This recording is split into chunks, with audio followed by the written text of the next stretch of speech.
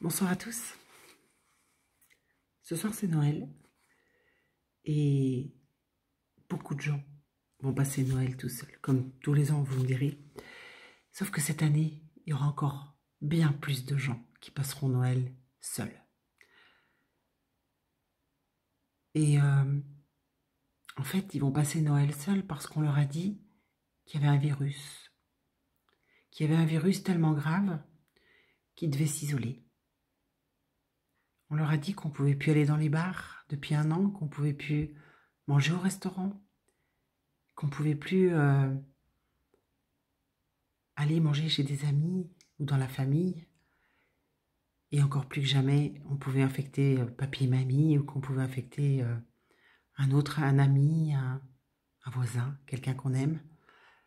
Alors les gens ont décidé de ne plus se voir et de ne plus se fréquenter.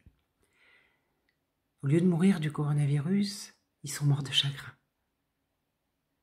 Ouais. Et quand ils meurent de chagrin, on dit que c'est le coronavirus. Remarquez, c'est vrai, c'est aussi le coronavirus. Puisque finalement, ce pauvre coronavirus, un coronavirus est une grippe. Alors on l'a appelé SARS-CoV-19, demain 20, 21, 22, 23. En fait, il ne s'arrêtera plus jamais. Il ne s'arrêtera plus jamais parce que la distanciation sociale est née. C'est un mot qu'on ne connaissait pas en fait avant. Mais la distanciation sociale, c'est une bonne chose quand on veut prendre le pouvoir sur les gens. On les écarte les uns des autres, on les isole. C'est comme ça que chassent les animaux d'ailleurs. On isole une proie et ensuite on la tue. Alors on est tous des proies. Pas du Covid, mais des proies de personnes qui ont décidé de prendre le pouvoir sur des milliards d'humains. Comme beaucoup ne veulent pas le croire et ont perdu le sens de la route, le sens du chemin, le sens de l'honneur, le sens du devoir. Du coup, ils ont accepté qu'on leur barre la route. Ils ont accepté qu'on leur dicte leur conduite. Même si c'est des faux prétextes, même si ce sont des mensonges bien ficelés, bien orchestrés,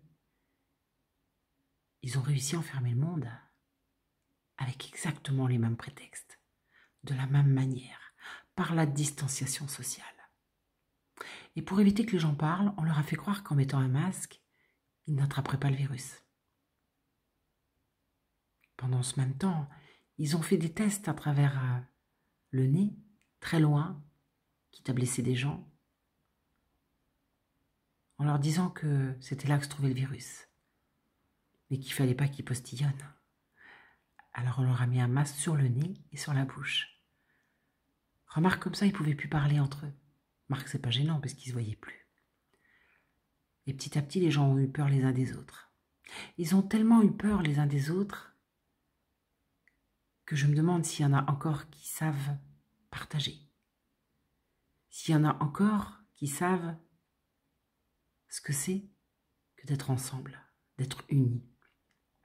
Alors on a développé aussi d'autres caractéristiques. C'est-à-dire qu'on a dit maintenant, comme l'autre est dangereux, il va falloir que tu le dises, que tu dénonces, parce qu'il met les autres en danger. Ouais. Dès que quelqu'un est malade, il met l'autre en danger. C'est comme ça. Pourtant, on n'a que 40 000 morts, ce qui est très proche des autres années, si bien sûr on y verse les gens qui décèdent de crise cardiaque, d'AVC, de fin de vie ou de cancer. Mais c'est tous des Covid.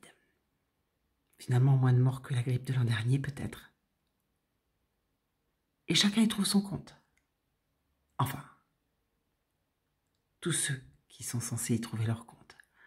Certains médecins qui touchent plus d'argent, certaines infirmières qui touchent plus d'argent, certains professeurs, certains policiers. Chacun joue son rôle. Reste à savoir qui jouera le mieux son rôle.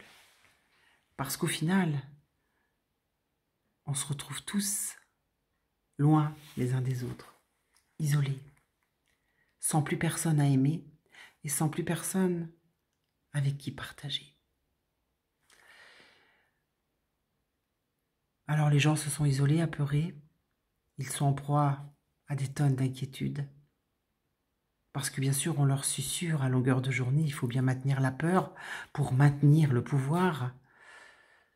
Et puis ils se sont soumis comme des enfants depuis tout petits, c'est comme ça. On leur a fait croire à des règles qui les arrangeaient, ce pouvoir. Et puis on les a nourris jour après jour. On gagne 1000 euros, 1500, 1800, 2000 euros par mois pour n'en garder que 200, pour se faire plaisir de temps en temps. Mais comme tu as une panne de voiture ou que tu as une note à payer, du coup tu n'en profites que très peu. Et puis on a décidé que l'intelligence artificielle serait bientôt prête pour nous remplacer. Elle l'est déjà. La question c'est même plus de se dire est-ce que c'est possible. La question c'est de se dire est-ce qu'on pourra y échapper? Où ont été nos erreurs? Et qui enfin se prend pour le créateur? Parce que personne n'a vu arriver les hommes de l'ombre. Les hommes, tous ces hommes de religion, de croyance, qui ont été suivis depuis des siècles, pourtant, parés d'or, détenant des richesses partout dans le monde. Comment est-ce qu'on a pu croire à leur Dieu? Comment avons-nous pu croire quand on les regardait ériger des églises, des mosquées, remplies d'or, de richesses, leur parure quand ils se mettent en spectacle devant un hôtel ou ailleurs, en voyant tous ces mêmes édifices religieux? Comment est-ce qu'on a pu croire à ça? Comment est-ce qu'on a pu ne pas voir la supercherie?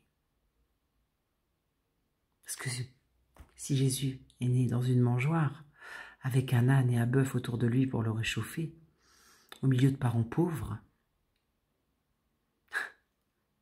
Laz, aujourd'hui, n'aurait pas hésité à l'enlever à ses parents en détresse psychosociale. Mais au lieu de ça, on nous raconte une très très belle histoire. L'histoire de l'enfant Jésus qui est né comme ça pour sauver les hommes.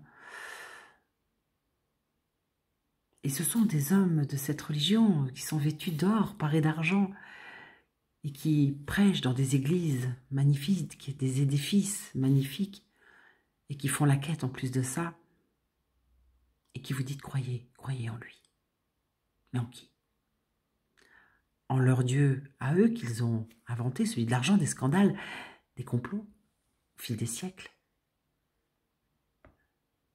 En quel Dieu? Parce que, au final, plus je vais apprendre à un enfant qu'il ne sait rien, qu'il doit obéir à un maître par l'école, par les religions, plus je vais lui donner la possibilité d'aller vers l'extérieur de lui-même. Mais si je lui explique qu'il doit écouter son instinct, sa voix intérieure, comme les animaux l'ont toujours fait, puisqu'ils vivent grâce à leur instinct, leur connaissance, et qu'aucun ne se trompe, je ne sais pas si vous avez remarqué, aucun animal ne se trompe de route migratoire, par exemple, ou une mère se trompe de petit, ça n'arrive pas partout sur la planète, les animaux survivent sans école, sans argent, sans vaccin et sans croyance. Mais il paraît que nous, on ne peut pas. Quelle en est donc cette raison? Si eux le peuvent, pourquoi est-ce que nous, on ne peut pas? Pourtant, si on regarde bien, on a exactement les mêmes caractéristiques, et bien plus encore. Mais nous, on a donné le pouvoir à des hommes de lettres. On a donné le pouvoir à des hommes de savoir, puis à des hommes de science, et enfin à des hommes d'argent.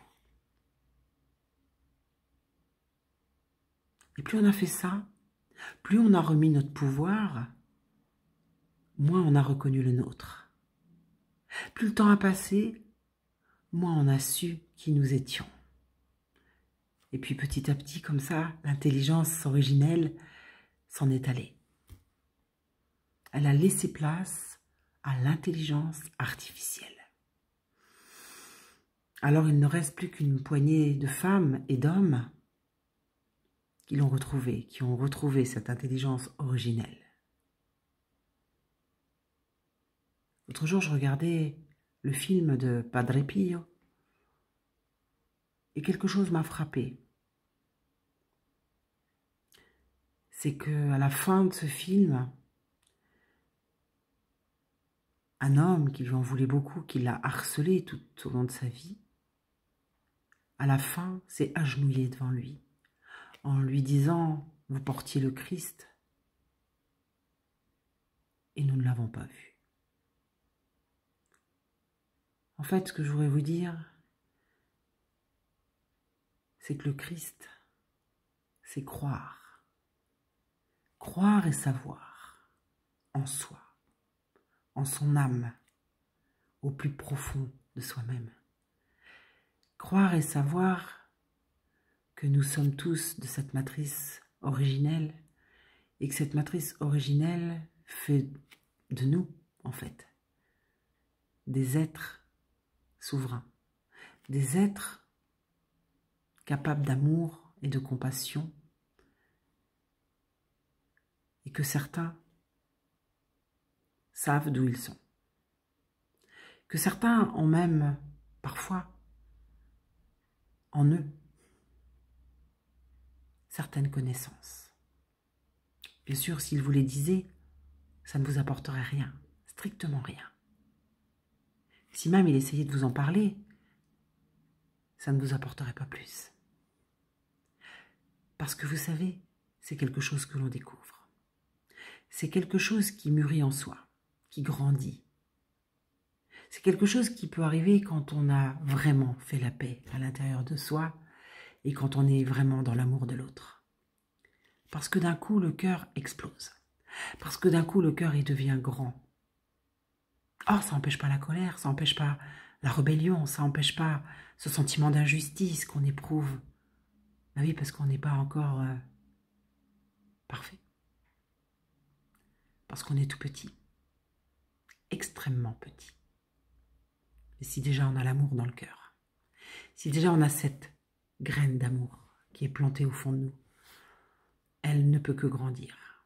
Par contre, si on met son pouvoir à l'extérieur, si on donne son pouvoir à d'autres, dans n'importe quel domaine, on ne peut pas faire grandir cette graine en soi-même. Ça demande d'être seul. Oh, mais seul au milieu des gens, seul au milieu de la foule, ça demande d'être seul, seul avec soi-même, de comprendre qu'on est toujours seul. Peut-être ce soir vous êtes seul. Eh bien, vous savez, il y a des gens qui, depuis leur naissance, sont seuls, se sentent seuls. Ils se sentent seuls parce qu'ils sentent très bien qu'au fond d'eux, ils ne sont pas comme les autres.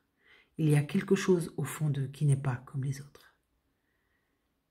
Il y a cet attachement à l'autre, il y a cet amour pour les autres, et qui, quoi qu'il arrive, ne peut pas s'enlever, ne peut pas se détacher de lui. Parce qu'en fait, l'autre, c'est nous. Nous sommes l'autre. Parce qu'en fait, cet amour christique, c'est pas forcément un homme, une femme, un homme avec une barbe, des grands cheveux comme on l'a représenté. C'est bien autre chose que ça. C'est une puissante énergie d'amour qui émane de votre cœur quand la petite graine commence à pousser.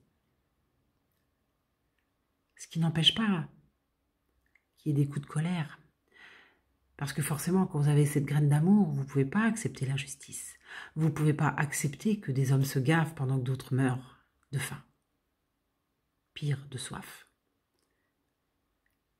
Parce qu'il y a comme quelque chose de déséquilibré. Et si nous ne voyons pas que ce monde est totalement déséquilibré depuis toujours, alors on n'a pas le cœur ouvert et on n'a pas le cœur christique qui se met en route. Or, pour que ce monde change, le cœur christique doit se mettre en route et doit s'ouvrir pour que pousse la graine d'amour. C'est la seule façon d'évoluer, de grandir et d'aimer. Il n'y a pas d'autre façon d'aimer. Il n'y en a aucune autre. Le don d'amour, c'est quelque chose qui est. Il n'y a pas d'autre manière de partager ça. Et nous sommes tous des graines d'amour, en fait, en devenir. Plus on va vous plonger dans le chaos, plus vous allez avoir de haine, plus vous allez avoir de peur, plus vous allez avoir de colère. Plus vous allez vous tourner vers vous, vers votre intériorité, vers qui vous êtes réellement, ce que vous voulez voir dans ce monde, plus alors vous pourrez le créer en faisant pousser votre propre graine d'amour. Et nous sommes de plus en plus nombreux. De plus en plus nombreux. Alors beaucoup nous parlent de Trump, nous parlent de tout ça, peut-être. Mais tout n'est pas joué. Parce que ça ne dépend que de nous. Parce qu'il faut comprendre que Trump agira dans son pays s'il le fait. Et je ne doute pas qu'il le fasse, mais il faut aussi comprendre que nous sommes en Europe, nous. Et pour que ça change, même si Trump faisait ce travail, qui prendra la place? Si nous ne changeons pas qui nous sommes à l'intérieur de nous, si nous ne prenons pas conscience de ce que nous avons laissé faire, de ce que nous avons accepté. Donc tout est à faire en fait.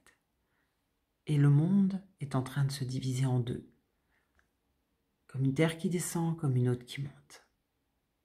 Je ne sais pas dans laquelle vous voulez vous trouver, ou dans laquelle vous vous trouvez déjà, mais en fait, ce monde qui se divise, qui se scinde en deux, cette terre qui se dédouble en fait, où les uns veulent se faire vacciner et veulent vivre dans la peur, la haine, le chaos, et les autres veulent vivre dans la paix, l'unité. Et à un moment, il y aura un point de basculement de ce point d'unité. Parce que la guerre ne dure pas toujours, parce que l'ombre ne gagne jamais. Jamais. Et elle ne gagnera pas. Mais il va falloir que nous changions, que nous évoluions. Parce que ça, il n'y a que nous qui puissions le faire. Et il va falloir qu'on soit de plus en plus nombreux à le vouloir, à le créer, à le co-créer. Alors devenez tous une graine d'amour. Décidez-le. À très bientôt mes amis.